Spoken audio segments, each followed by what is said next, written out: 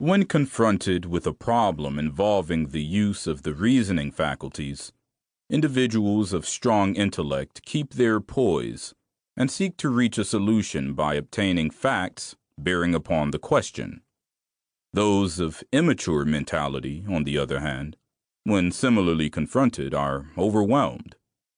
While the former may be qualified to solve the riddle of their own destiny, the latter must be led like a flock of sheep and taught in simple language. They depend almost entirely upon the ministrations of the shepherd. The Apostle Paul said that these little ones must be fed with milk, but that meat is the food of strong men. Thoughtlessness is almost synonymous with childishness, while thoughtfulness is symbolic of maturity.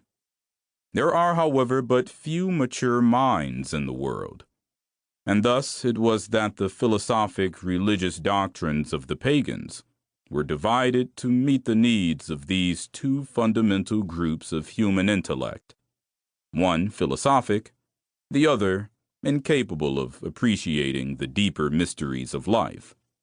To the discerning few were revealed the esoteric or spiritual teachings, while the unqualified many received only the literal or exoteric interpretations. In order to make simple the great truths of nature and the abstract principles of natural law, the vital forces of the universe were personified, becoming the gods and goddesses of the ancient mythologies, while the ignorant multitudes brought their offerings to the altars of Priapus and Pan, deities representing the procreative energies. The wise recognized in these marble statues only symbolic concretions of great abstract truths. In all cities of the ancient world were temples for public worship and offering. In every community also were philosophers and mystics, deeply versed in nature's lore. These individuals were usually banded together, forming seclusive philosophic and religious schools. The more important of these groups were known as the mysteries. Many of the great minds of antiquity were initiated into these secret fraternities by strange and mysterious rites, some of which were extremely cruel. Alexander Wilder defines the mysteries as sacred dramas performed at stated periods. The most celebrated were those of Isis, Savazu, Cybele, and Eleusis. After being admitted, the initiates were instructed in the secret wisdom which had been preserved for ages.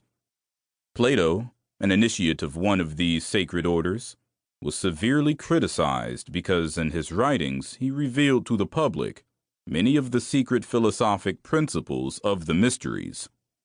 Every pagan nation had and has not only its state religion, but another into which the philosophic elect alone have gained entrance.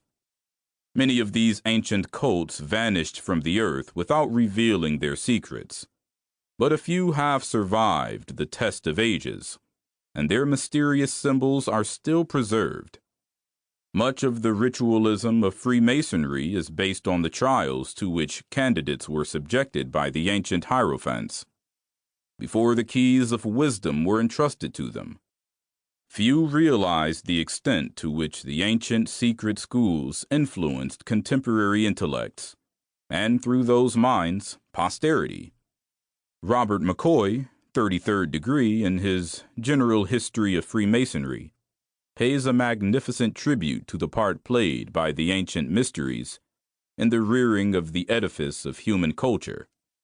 He says, in part, "It appears that all the perfection of civilization and all the advancement made in philosophy, science, and art among the ancients are due to those institutions which, under the veil of mystery, sought to illustrate the sublimest truths of religion, morality, and virtue, and impress them on the hearts of their disciples.